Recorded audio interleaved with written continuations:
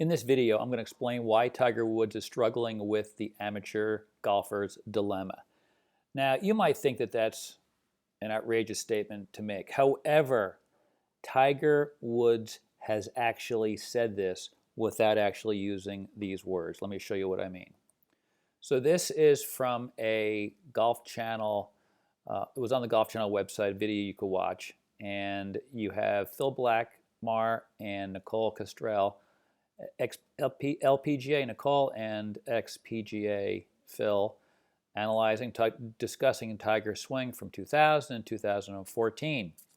So this is what we are told. Tiger says he is always playing catch up with his new golf swing. Well, what does that mean, catch up with his new golf swing? I mean, that's not a biomechanical term. What's he actually saying? What he's saying is, I am struggling with rotating my body through the ball the way I did when I was younger. So this is every amateur's dilemma. Pros develop this problem as they age or if they get injured, and of course Tiger has gone through both. So this is the problem with basically everybody's golf swing. Now this setup I was taught by several pros, and after I took a lesson with a new pro, oh yeah, your setup's fine. So this setup was fine. This setup is a disaster, and I explained in detail in this video that says one day ago, so it was January 27th or 8th or whatever it was. So let's look at how to fix this for me, and then we'll look at maybe what Tiger should do. So this is the primary cause of the amateur golfer's dilemma. This is what my setup position should be. This is a pro setup position. You got to be able to rotate and move like a pro. I cannot, so I need to move the ball further away. How far out do you need to go? It depends who you are. I need to go out this far, which means I need to make my setup the same as my impact position, almost. So this was in 2001. This was in 2020, so just about 20 years later. And this is still my setup position now, so I've made my setup my impact position. Why? Because I can't rotate well. And I go over this in detail in the Amateur Golfer's Dilemma video that you can see right on this YouTube channel. So let's look at Tiger in 2000. Look at that unbelievable dynamic rotational movement skill. I mean, it's just unbelievable. So 14 years later, he had several knee surgeries, and he was either going to have back surgery or he already had back surgery. You can see how much less rotation he has. And then here he was in 2021 when he tweeted this picture showing him swinging after the accident that trashed his left leg. So he says he's improving or moving, or I forget the exact language. So you could argue, and justifiably so, that his movement skill will get better as he heals. Absolutely. He may be able to move like this, or maybe not quite as well. He'll never be able to move like this again. So let's just look at his back here. You can see the left side. So, because this is fuzzy, but you can see basically there is his left glute, and there's his left back. Looking, you see Tiger's way less left glute and way less back. How about over here? Maybe we'll call this left glute line here and back. I mean, it's rough, but you can see the difference. This means the dude cannot rotate the way he used to. He never will, ever, because he was 25 here. In 2022, he's going to be 47. So at the age 47, it'll be difficult to rotate. In other words, every golfer, every pro golfer is going to need to move back a little bit. You might say, well, what are you talking about moving back? Well, I will show you. So this is the setup position that everyone is taught. If you were to extend your arms and clubs so they're straight along this plane line that's at about the shoulder, the club could be 6 inches or more in the ground, depending upon the length of the club, maybe less. I mean, I'm typically for irons, I'm like 3 to 6 inches, probably driver, probably 6 inches or longer. Because I'm tall, and if I was to take the traditional setup position. So when you have 6 inches so in other words, the ball is actually here, but if you straighten out your arms with the club, now all of a sudden, effectively the ball is down here. So you got to move your body out of the way so that the club can move by. That is a huge, huge, huge problem. So you have to dynamically flex and rotate the body out of the way, and maybe 1% can do this.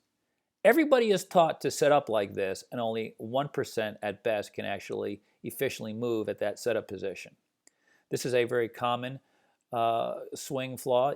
I call it professional Quasimodo, that I showed in the first amateur golfer's dilemma video. And then this is the most common swing flaw, standing up at impact. Some go over the top when they stand up, and some don't go over the top. It is variable, but I called them, as you can see, professional flexion rotation, professional Quasimodo, and amateur stand-up. Well, where does Tiger fit in here? He's got now this was the image in the book without all the red lines I added. I didn't do this, but I did this for this video. Why? Because you can see the dynamic flexion rotation skill here looks different. You can see much more bending than here. Well, this is where Tiger is now. He doesn't do Quasimodo or stand-up, but because he's less mobile, he needs to stand further back from the ball. So the question is, how much further back? I don't know. I've never been on the range with Tiger. I have no idea. But I can tell you what, he does, as does every aging pro. And I'll tell you another thing. Many amateurs or amateurs wannabe pros to set up like this. If all they did was set up like this, they could potentially dramatically increase their accuracy and distance as well. Because if you cannot get through the ball at this setup position here, well, you can go over here. This is what Bryson DeChambeau does. You see how far he hits the ball. So you can, and Mo Norman did this as well. Even Nancy Lopez had a setup similar to this. So pros have used all the way down the line. Tiger's over here now. He needs to go this way. Where does he need to stop? It will be determined by the efficiency that he feels and the setup impact positions that he can see on video to determine how much further back he needs to go. So what should he do? Well, here's the ball. This would be the toe line. And you move back an inch. Try it again. Move back an inch. Try it again. Move back an inch. Try it again. So for me, I don't even care about that. I go right to here. Now, I'm probably more like this. I could probably scooch back a little bit more. Maybe I will. But that is what Tiger needs to do. That is what you need to do. Unless you're young and unbelievably efficient, but just think about years and years of moving the way Tiger did, and now in 2021, as of 2021, he's had 5 back surgeries. So in 20 years, he's had 5 back surgeries. And I think it's because of the intense stress he put on his body by standing at the traditional setup position.